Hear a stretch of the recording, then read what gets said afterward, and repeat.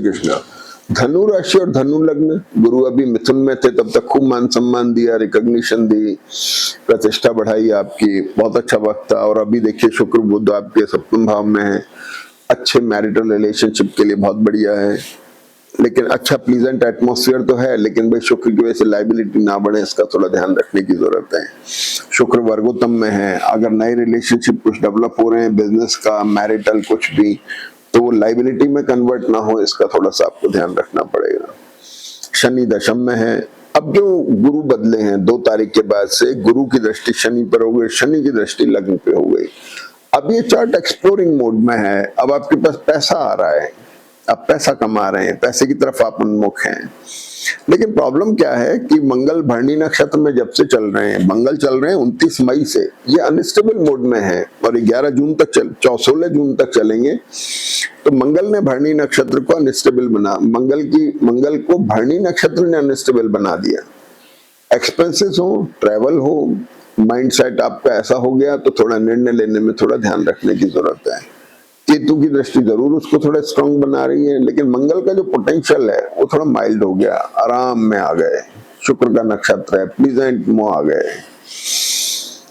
मंगल और बुध से सूर्य स्ट्रेसफुल हो गया, जो भाग्य का कारक है। छठे भाव में सूर्य वैसे तो शत्रु नाशक होते हैं, तो जब शत्रु नाशक हुए तो शत्रु यानी ऑब्स्टिकल खत्म हो रही हैं, तो जन्म पत्री अपने आप उठ रही है, बहुत अच्छा साइन है। तब वीक की शुरुआत होती है 8 तारीख से। चंद्रमा है राहु के साथ में, राहु तीसरे स्थान में, स्ट्रेसफुल है, थोड़ा सा हो सकता है ट्रैवल हुई हो, जाए होंगे ट्रैवल पे, कहीं इधर उधर घूम आए होंगे। दूसरी बात ये होगी 8 तारीख को सबसे बड़ी चीज की, शुक्र जो वर्गोत्तम में, यहां से शिफ्ट होकर गुरु के साथ आ गए। अब शुक्र यहां आ गए, लेकिन ये बहुत क्लोज कॉम्बिनेशन है, अष्टम भाव में है।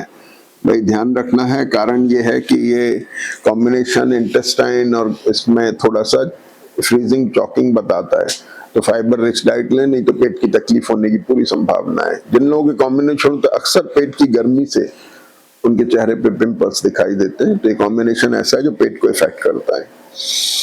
इसके बाद में देखिए 9 तारीख को चंद्रमा बदले और मीन राशि में आ गए। मीन राशि में चंद्रमा शनि के साथ हैं, रीडिफाइनिंग मोड में है। गुरु से दृष्टों के एक्सप्लोरिंग भी बहुत हैं, एसेट को लेकर के डेवलपमेंट आ रहे हैं, पैसे को लेकर के सोच विचार चल रहा है, अच्छे मैरिटल और बिजनेस रिलेशनशिप को लेकर के विचार चल रहा है, बदलाव के संकेत हैं, लोकेशन को लेकर भी कुछ चेंजेस आ सकते हैं। इसके बाद चंद्रमा 10 तारीख को थोड़ा फ्रीज है, क्योंकि कॉम्बिनेशन ऐसा है जिसमें थोड़े नक्षत्रों की वजह से चंद्रमा फ्रीज रहेगा। सीज्ड है तो थोड़ा स्ट्रेस की पोजीशन बन सकती है, तो थोड़ा ध्यान रखें और बहुत ज्यादा इस चीज को अवॉइड करने की कोशिश करें। 11 तारीख को चंद्रमा आ जाते हैं मेष राशि में, मंगल के साथ हैं, केतु से दृष्ट हैं, पंचम भाव में मंगल के साथ, मंगल की दृष्टि गुरु के ऊपर है। एक्यूट एसिडिटी का कॉम्बिनेशन है, थोड़ा ध्यान रखने की जरूरत है। खान पान में फाइबर रिच डाइट लीजिए, केयरफुल रहिएगा। और फिर मेष राशि में चंद्रमा वर्गोत्तम में है, 8/17 से लेके 13/54 तक। इस समय को आप यूज कर सकते हैं अच्छी नई शुरुआत में, बिजनेस मीटिंग्स में, कुछ नए टाई अप्स होने हो, बिजनेस के ज्वाइनिंग है, इसके लिए अच्छा वक्त है। फिर 11 तारीख को एक बड़ी घटना होती है कि शुक्र पुष्य नक्षत्र में आ जाते हैं। शुक्र जो यहाँ पर हैं, ये नक्षत्र जो वर्गोत्तम का कैरेक्टर था, पुष्य नक्षत्र में आ गए। भाई देखिए शुक्र 6th लॉर्ड है, 6th लॉर्ड डेट्स डिसीज और एनिमीज का होता है, लेकिन अष्टम में बैठ गए तो डेट्स डिसीज और एनिमीज ये एक्सप्लोर हो रही हैं। पुष्य नक्षत्र में आके शुक्र गुरु का कॉम्बिनेशन एक्सप्लोर हो गया, बढ़ गया, अपलिफ्ट हो गया, इसकी पावर, इसका स्कोप बढ़ गया थोड़ा सा। तो जहां पर अगर मान लीजिए पेट की समस्या आ रही है या कोई, वो भी बढ़ेगी, अच्छी घटना हो रही है, अच्छे रिफ्लेक्शन आ रहे हैं, वो भी बढ़ेंगे, दोनों ही बातें हैं। तो एक तो सबसे बड़ी चीज लाइबिलिटीज का कारक हो गया, हो सकता है लाइबिलिटीज क्रिएट होती हैं और आप एसेट खरीदते हैं, एक अच्छी चीज है, बहुत बढ़िया समय है। पेट की तकलीफ का ध्यान रखना है, गर्माहट से सिर में दर्द होना, ये सब पॉसिबल है। और इसके बाद में शुक्र जो है 12 तारीख को चंद्रमा भरणी नक्षत्र में आ रहे हैं। भरणी नक्षत्र में आने से थोड़ा अनस्टेबल नक्षत्र है, विम्सिकल है, तो महत्वपूर्ण निर्णय लेने से बचें। होटल, टूरिज्म, ट्रैवल, मैंने एंटरटेनमेंट, मीडिया, एडवर्टाइजिंग, डिजाइनिंग, इस तरह के फील्ड के अलावा भरणी नक्षत्र बड़ा अनस्टेबल होता है, थोड़ा सा ध्यान रखने की जरूरत है, अवॉइड करने की कोशिश करें।